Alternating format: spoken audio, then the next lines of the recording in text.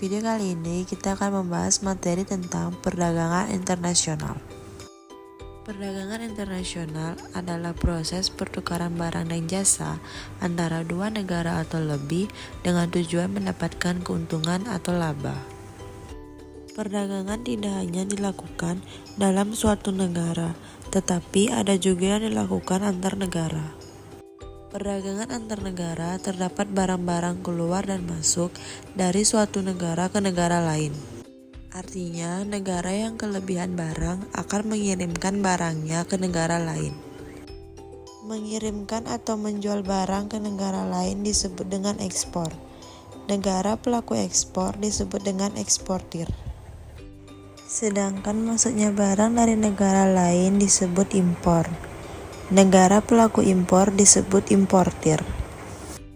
Pada dasarnya, perdagangan internasional muncul dilatar belakangi oleh kemampuan menghasilkan barang antara negara yang satu dengan negara lain yang berbeda. Adanya beberapa faktor yang mendorong terjadinya perdagangan internasional antara lain sebagai berikut.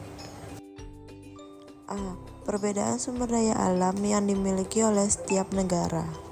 Sumber daya alam yang dimiliki oleh masing-masing negara tidak sama dan mengakibatkan perbedaan hasil produksi dari negara tersebut. Keunggulan yang dimiliki oleh suatu negara dilihat dari keunggulan sumber daya alam yang disebut keunggulan absolut. Keunggulan absolut adalah kemampuan suatu negara untuk memproduksi barang atau jasa yang tidak dapat diproduksi oleh negara lain. B. Perbedaan tingkat kualitas sumber daya manusia. Ketersediaan sumber daya alam memerlukan daya dukung kemampuan sumber daya manusia. C. Perbedaan ilmu pengetahuan dan teknologi. Ilmu pengetahuan dan teknologi dapat menghemat biaya produksi, jumlah barang, dan kualitas barang. D. Perbedaan budaya suatu bangsa. Perbedaan budaya suatu negara akan sangat mempengaruhi barang yang dihasilkan.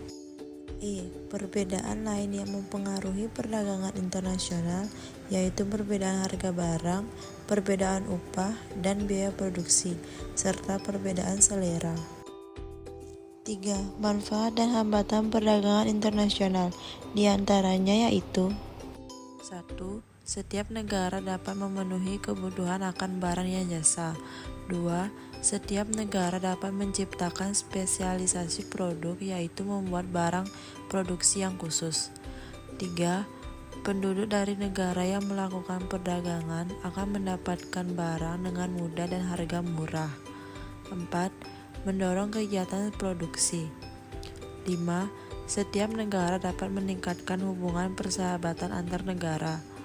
6. Kegiatan produksi dapat meningkatkan hasil sehingga perusahaan bertambah maju dan membuka kesempatan kerja. 7. Pendapatan negara meningkat melalui perolehan devisa hasil ekspor. 8. Mendorong kemajuan ilmu pengetahuan dan teknologi.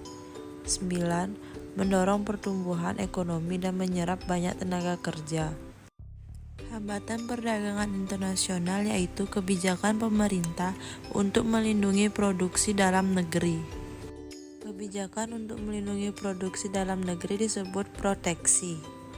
Kebijakan untuk membatasi jumlah ekspor dan impor barang dari suatu negara disebut kuota. Kebijakan pajak atas barang impor dan ekspor disebut tarif. Kebijakan menjual barang di luar negeri lebih murah daripada di dalam negeri disebut politik dumping.